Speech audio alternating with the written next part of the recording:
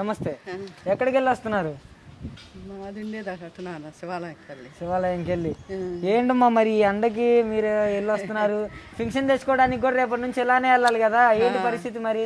ఇంకా మా అత్తయ్య అయితే 100 ఏళ్ళు ఉన్నాయి, ఇంకా మంచంలో ఉంది. మరి వాళ్ళ పరిస్థితి ఏం చేయాలి? నాకే దేవుడి పని రావటానికి ఇప్పటికి 8 సార్లు కూర్చుంటా వస్తున్నా. కాదమ్మా, మరి మీరు పెద్ద వయసు పైబడింది, వయసు పైబడినా కూడా మీకు వాలంటీర్లను పెట్టి పెన్షన్ అందించారు ఇప్పటిదాకా జగన్మోహన్ రెడ్డి గారు.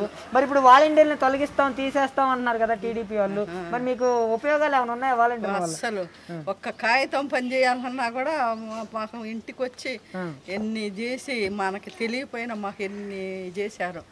అమ్మఒడి కానీ, రైతు భరోసా కానీ, పింఛన కానీ, ఇల్లు కానీ ఇన్ని చేశారు.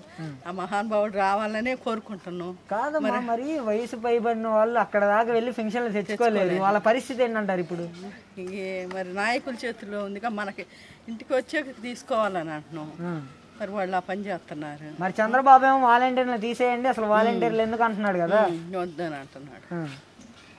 మరి మీకు తెలిసినంత వరకు వాలంటీర్లను ఉంచాలంటారా తీసేయాలంటారా? చాలానేనయ్యా, మాకు అసలు తెల్లారుజాము 4 గంటలకి తలుపు కొట్టి మనకి అంతను పిలిచి లెక్క పెట్టి చేతిలో పెట్టి పోతున్నారు. కావాలనే కోరుకుంటున్నాం. మరి వాలంటీర్లు తీసేయటం కరెక్టా రాంగా?